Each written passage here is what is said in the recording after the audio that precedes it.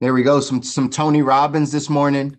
Let me get you guys the link in case you want to take a look at that. Again, if you're not doing this stuff by yourself outside of me, I highly recommend it, right? I highly recommend you continuing to pursue good messages, good things that will fill your mind, that will help you get to the life that you don't need a break from constantly.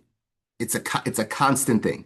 Some of y'all have heard me say this before, and again, maybe I'm extreme on this side, but when I first got introduced to personal development, when I first got introduced to people like Tony Robbins or Jim Rohn or Eric Thomas or Zig Ziglar or whoever, Bob Proctor, whoever it is that I was listening to at the time, when I got introduced to personal development, one of my mentors, somebody that I was close to, used to always tell me, Chris, your money only grows to the degree that you do as a person. Your money will only grow to the degree that you do as a person. So if you keep the same identity, you don't grow, you are the same person year after year, you're going to make the same money year after year.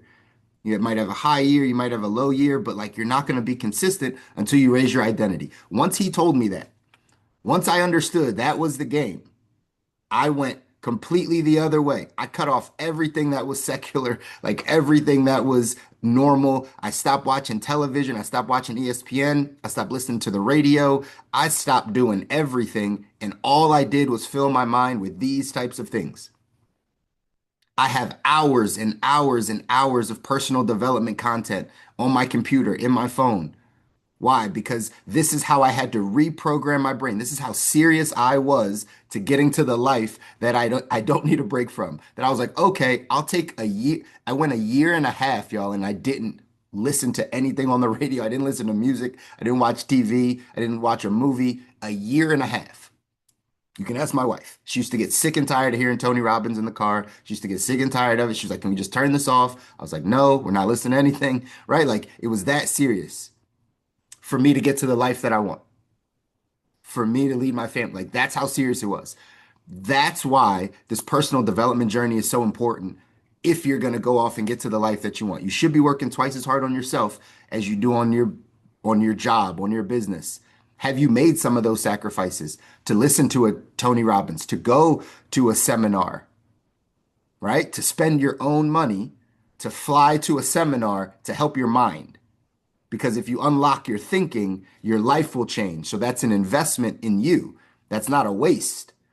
If you invest $1,000 to go to a Tony Robbins event, if you invest $500 to go to a Eric Thomas event, whatever, whoever is helping you shift your mind, that's an investment in you. And then we hope that you grow and that you continue to water that. So I just want to share with y'all after hearing something like that, like the Tony Robbins, like I hope you're doing this consistently. I hope this is not just a check-in Monday, Wednesday, Friday when we feel like it. I was just talking to my mom. Happy belated Mother's Day to all the moms. I was talking to my mom yesterday, and she's going through some physical therapy, right? She has some neuropathy in her leg, so she's going through some physical therapy. But she only goes twice a week for an hour to an hour and a half, but it's really like an hour. So she was complaining about how hard it is. I was like, Mom, you go 2 hours out of your 168 hours in the week. You move your legs 2 hours out of that week. Like you have to do it more. You have to do it every day. You have to walk every day. You have to ride your bike every day. Like it's a constant if we want to get better. And I was just explaining that concept to her. She seemed like she understands it, right? But it's just, do we do what we know? And so that's the same thing. This is an hour and a half, Monday, Wednesday, Friday, hour and a half out of your 168 hours in the week. How much other good stuff are you feeding yourself?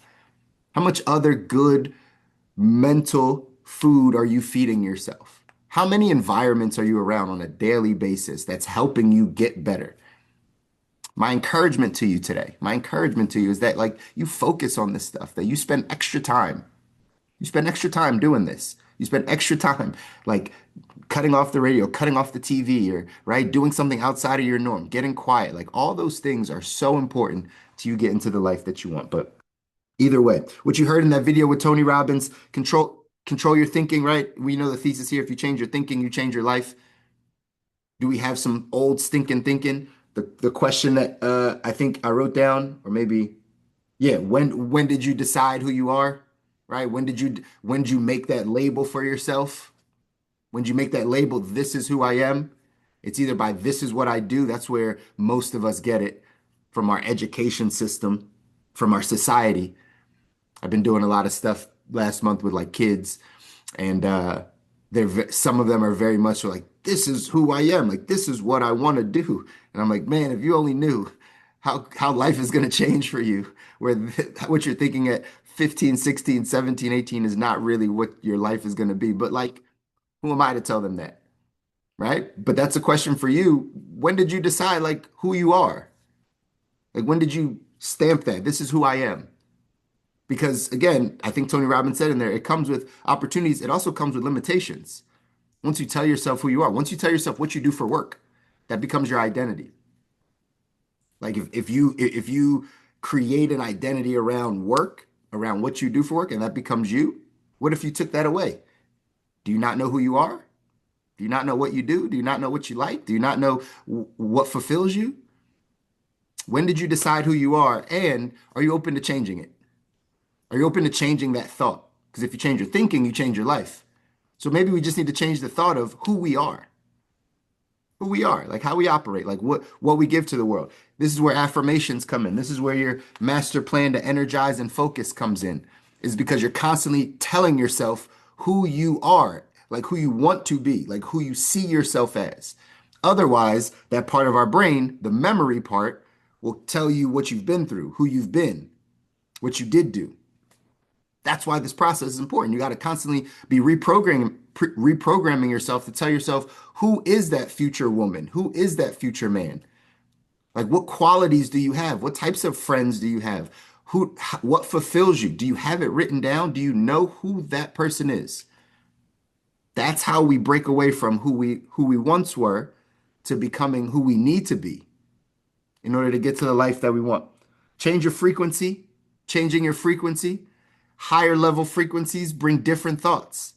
Lower level frequencies bring right? Bring other thoughts. So, where's your level of energy? Where's your frequency level? If you're got some momentum and you got some sense of urgency and you're riding a little high and things are good and things are happening, you have really good thoughts. You have good thoughts of what you're going to go do, of what the possibilities are, of what's happening. When you get a little bit lower, you get a little less energy, less frequency. Maybe you take on the frequency of the people around you. You take on the frequency of the people at your work. You take on the frequency of the people in your family. So you start thinking like them. You have similar thoughts. You get into a depressive state. You get into a very low state. You get around people like that. You're going to have low thoughts. You're going to have thoughts that are not your highest self. They're not serving you to get to where you want to go. So your job is to raise your energy, your frequency level. We've talked about this in previous right times, but like it takes energy to go after your goals and dreams. So what are you doing to give yourself energy to go after your goals and dreams? The energy changes your frequency, which changes your thoughts. And if you change your thinking, you change your life. That's how all this plays in. Question is, are we doing it? Are we focused on our energy every day? Are we focused on what gives us energy every day? Are we focused on raising our frequency? Are we focused on getting around people that have better frequencies? Is that our intention every day, or is intention just getting through the day? Let me just go through the motions and get through the day. But I'm not intentional about seeking out that higher frequency so I can have higher energy, so I can have better thoughts, so I can change my life. That's what we're here to do. We got to bring some higher energy, expand your identity. Expand your identity. The last thing he said, he talked about emotional fitness. I love that term. I'm probably going to start using it a lot because we talk about emotional intelligence.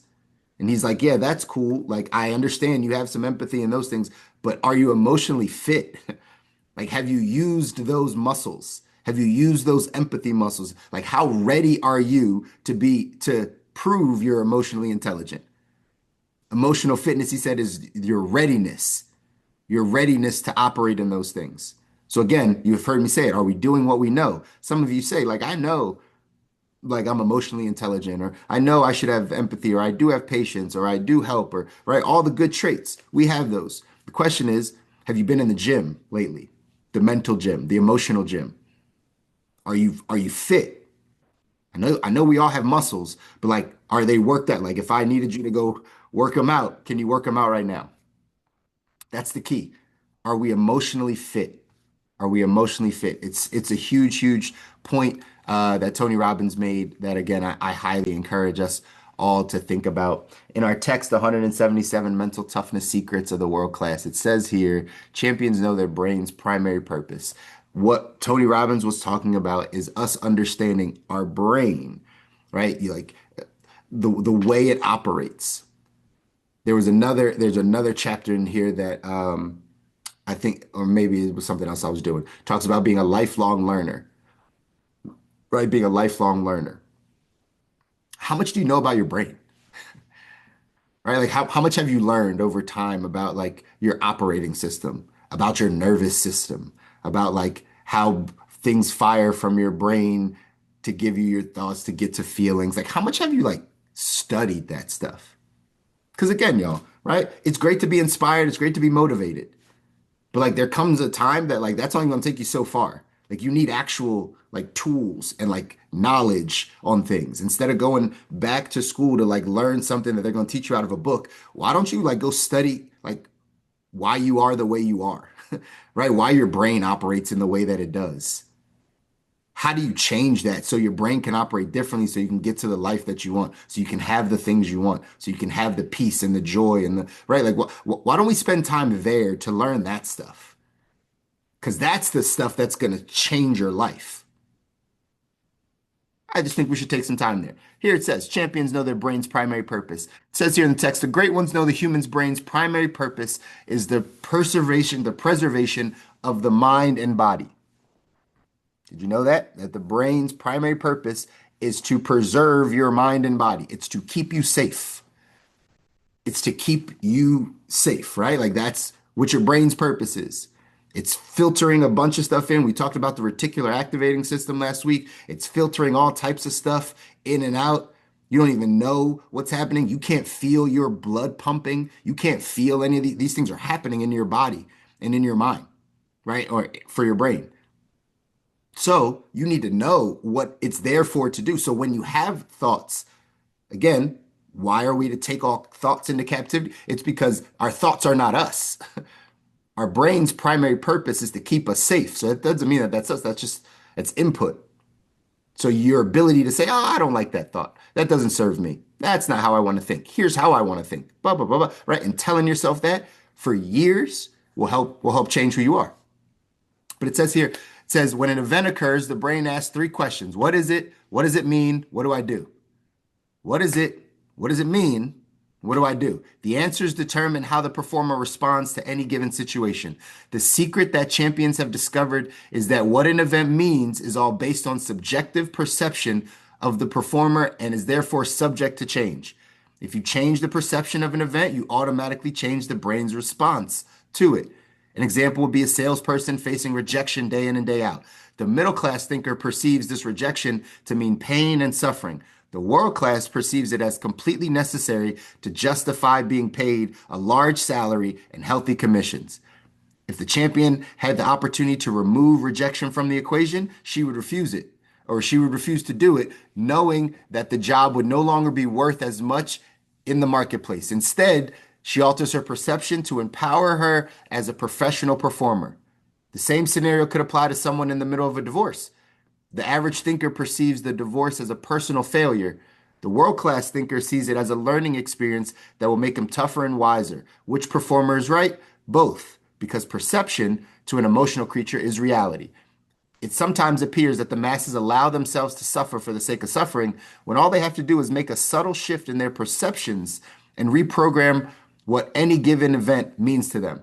While both experiencing the same event, the amateurs are suffering while the pros are dancing in the streets. The only difference lies in the way they manage and manipulate their emotions and their thinking and what is actually happening when you're going through an event. Remember, life is 10% what happens to you, 90% how you react to it, how you respond to it, the story you gave it to say, what does that mean? I, I, re- I think about this because you guys hear me again. right? Some of you get a little bit more of me, right? If you're in business with me, some of you only get me this hour and a half. I test a lot. I talk to my mom about some of this stuff, right? Because again, she's not fully here. So I was asking her that question yesterday. We're having some conversation, and I asked her something about my grandfather's like new wife, right? Like her stepmom basically, but she was already an adult. And she was telling me some story, and then she was like, because she didn't like me. And I was like, how do you know she didn't like you? It's like, well, because she would have da da da. I was like, did she ever say she didn't like you? No, she didn't say it, but she was always like this. And I was like, so you just attached the meaning to the fact that she was grumpy because she was older? Like you took that personally? And like I'm going back and forth, but this is exactly what we do. We take an event, we give it our own meaning, and then we like live out this, this life with these people or this environment or this situation, whatever it is. And just a shift in your perception, just a shift in your thinking will change what you attach to that event, the meaning you attach to it, which will change the outcome. That's what Tony Robbins is talking about. That's what this whole process is, y'all. Life is 10% what happens to you. We all go through the same stuff to varying degrees. We all go through the same things. The question is, how are you responding to it? How are you taking your thoughts, understanding what your brain's purpose is, and saying, you know what? I need to reprogram this for success, for the life that I don't need a break from, for what's up ahead. That's the work. That's the work. And we got to continue to do this work if we want to get to a life, again, that we deserve. It's an internal work. It's not when this happens, then I'll be. No, no, no. It's when I become, then that happens. Okay? It's not when, because we do that a bunch. Hey, when I get the job. Hey, when I get out of the job. Hey, when I make the money. Hey, when this happens in my relationship. Hey, whenever this happens, then I'll become this. We're going to be waiting forever. We have to switch that perception and say, when I become this, when I become this person, when I have the humility, when I have the bravery, when I get rid of the fear, when I use my faith, when I become stronger, when I become better, then my life changes. Then the money comes. Then the relationships come. Then all the good stuff. And we got to remember that, y'all. I love you guys. I want you to win. You deserve it. Your families deserve it. Nobody tells you. I'm going to constantly remind you. You just got to keep doing the work. You got to keep practicing. You got to keep reading. You got to keep doing. I'm just a little bit further down this path than y'all. That's all. Not perfect. Nowhere near where I need to be. Just a little further down the path. And I'm encouraging y'all to continue down your own path so we can do this thing together. I love you guys. Enjoy your Monday. Do something that scares you. I'll see you back here on Wednesday. Take care.